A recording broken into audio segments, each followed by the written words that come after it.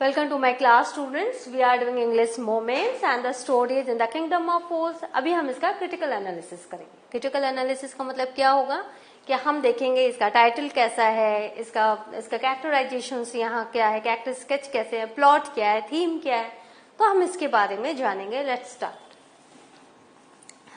Now plot पहले. The story is a folk tale. ये तो आपको पता है, ये एक फोक टेल है. And have a moral in this. और इसमें एक मैसेज है, मॉरल है, ज्ञान है. The kingdom of fools is having a king who is determined to be unique and so passed order that was compulsory for the people to अब. तो ये जो किंगडम ऑफ फूल्स है, वहां एक राजा है जो अपने आप को यूनिक दिखाना चाहता है, सबसे अलग. और इसलिए उसने क्या ऑर्डर पास किया, और एक ऑर्डर पास किया और सबके लिए कंपल्सरी कर दिया कि उसको वो ऑर्डर मानना ही पड़ेगा. He denied the existence of the sun. उसने क्या किया, सूरज के एग्जिस्टेंस को ही डिनाई कर दिया. दिन को उसने कोई महत्व नहीं दिया. इट्स यूटिलिटी, सूरज की यूटिलिटी को उसने कोई महत्व नहीं दिया. And to be different from others made people to work at night. और दूसरे लोग और दूसरे राजाओं से डिफरेंट दिखने के लिए उसने अपने राज्य में क्या ऑर्डर पास किया कि सब कोई को रात को काम करना है, दिन में सोना है. A guru and a disciple visited there. उसी राज्य में गुरु और उसके चेले पहुंचे. The wise guru left the place next day. जो गुरु थे वो बहुत ही वाइज थे, उन्होंने दूसरे दिन ही वो छोड़ दिया kingdom. while the greedy disciple ignoring the wise words of his guru stayed there to enjoy life. लेकिन वो जो लालची जो डिसाइपल था, जो चेला था, उसने क्या किया, गुरु के वाइज वर्ड्स को इग्नोर किया और वो वहीं रहने लग गया अपनी लाइफ एंजॉय करने के लिए.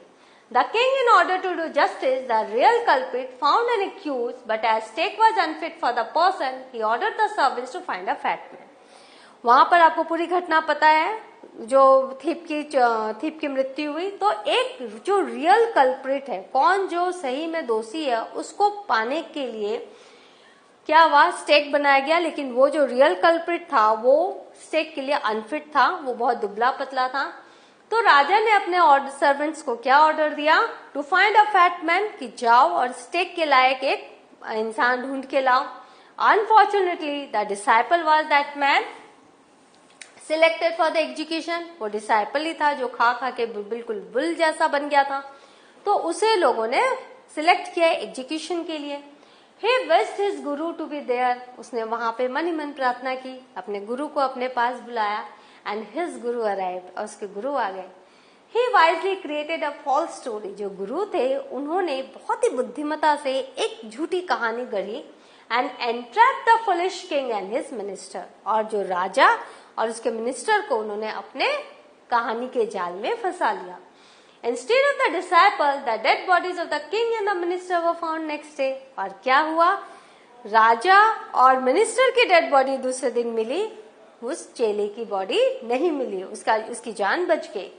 The people of the kingdom pleaded the guru and his disciple to be the new king and minister.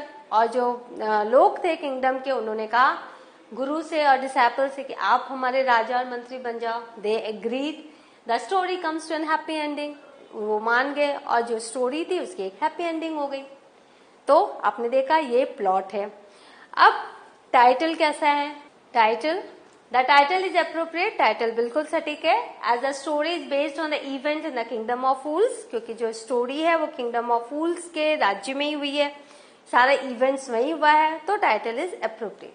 Now theme क्या है, the theme suggest wisdom and folly are present in the world. Theme ये कहता है कि इस दुनिया में wisdom भी है और फॉली भी है, ज्ञान भी है और मूर्खता भी है.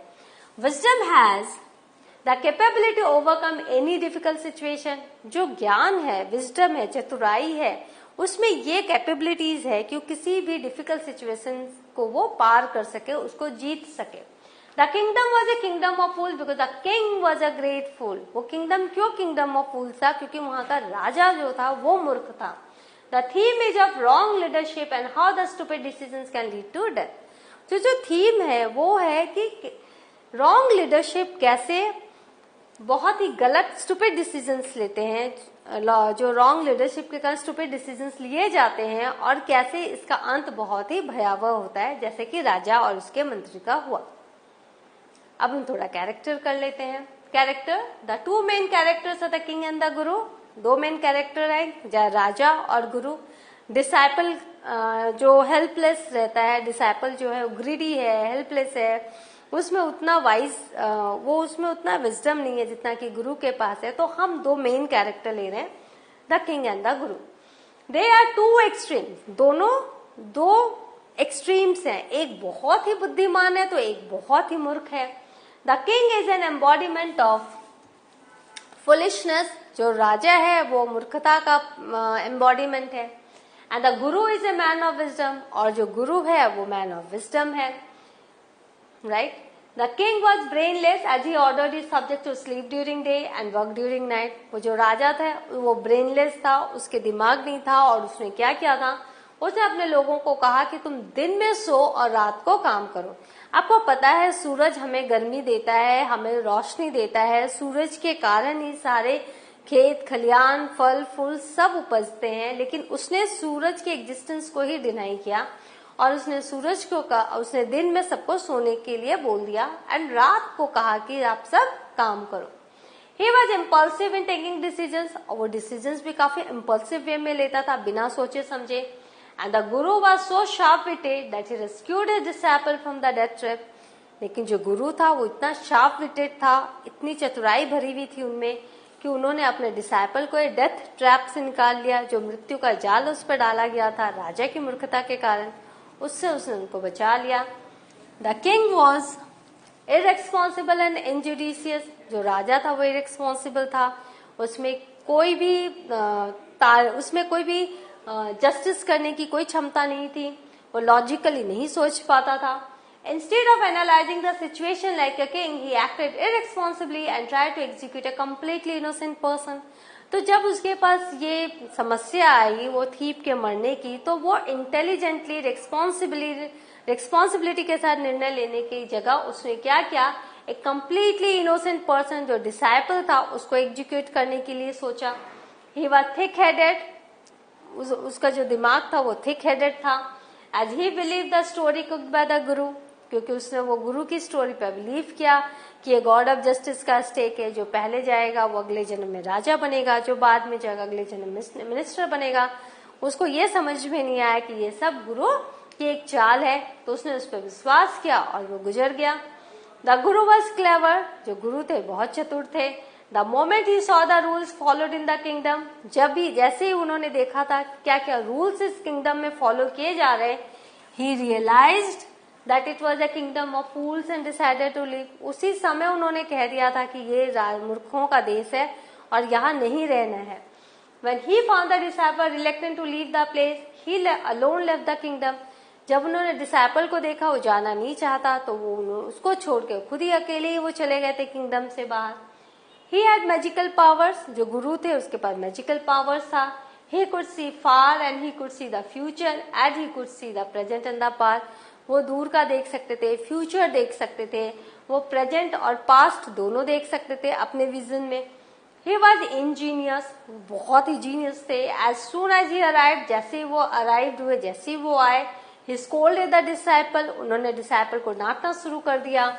And told him something in a whisper, और उसको धीरे धीरे कुछ कानों में कहा। He was a great plotter, जो गुरु थे वो बहुत अच्छी प्लॉटिंग करते थे, बहुत अच्छा वो सीन उनको पता था कि कैसे बचना है, प्लॉटिंग बहुत अच्छी करते थे। He acted smartly and created a scene in which both he and his disciple were fighting to die first। उन्होंने क्या किया, स्मार्टली एक्ट किया, राजा को साइड में ले गए, उनको कहा और एक ऐसा सीन क्रिएट किया कि जहां बोथ गुरु एंड चेला दोनों ही मरने के लिए उतावले हो रहे थे। द किंग वॉज कंफ्यूज, ये देख के राजा बहुत कंफ्यूज हो गया। The Guru was quick witted and built a favourable situation, जो गुरु थे वो बहुत क्विक विटेड थे, बहुत जल्दी वो समस्या का हल समझ लेते थे, कहाँ क्या कहना है जान लेते थे। तो उन्होंने एक फेवरेबल सिचुएशन अपने लिए बिल्ड की, बनाया। With his cleverness he save not only the life of his, अपनी चतुराई से उन्होंने अपने डिसाइपल की लाइफ को नहीं बचाया, but also make the kingdom of fool the kingdom of wise people, और उन्होंने किंगडम ऑफ फूल्स को किंगडम ऑफ वाइज पीपल भी बनाया। तो इस तरह से आपने देखा कैसे कैरेक्टर स्केच हुआ किंग एंड गुरु का। ना मॉरल ऑफ द स्टोरी क्या है? A fools company always put us in danger. अगर आप किसी मूर्ख के साथ रहते हो तो कभी ना कभी आप मुसीबत में पड़ोगे ही पड़ोगे। रेडी विट द ओनली की टू ऑल प्रॉब्लम। और अगर आप में रेडी विट है, तुरंत चतुराई से हल निकालने की क्षमता है, तो आप कभी भी कोई प्रॉब्लम से नहीं फंस सकते हो। तो ये मॉरल है, हमेशा याद रखिएगा। कोई भी फोक टेल हो उसमें एक मॉरल जरूर रहता है। So what have you learned? हमने देखा इस कहानी में क्रिटिकल एनालिसिस हमने अभी करके देखा। तो जब आपको एक्सट्रैक्ट बेस्ड क्वेश्चन मिलेगा, आपको कुछ एक्स्ट्रा लिखना रहेगा, तो आप ये यूज कर सकते हो। समरी और क्रिटिकल एनालिसिस से आपको बहुत फायदा होगा। तो in the next session I will do the question answer of this particular chapter. Till then, have a good revision. Thank you.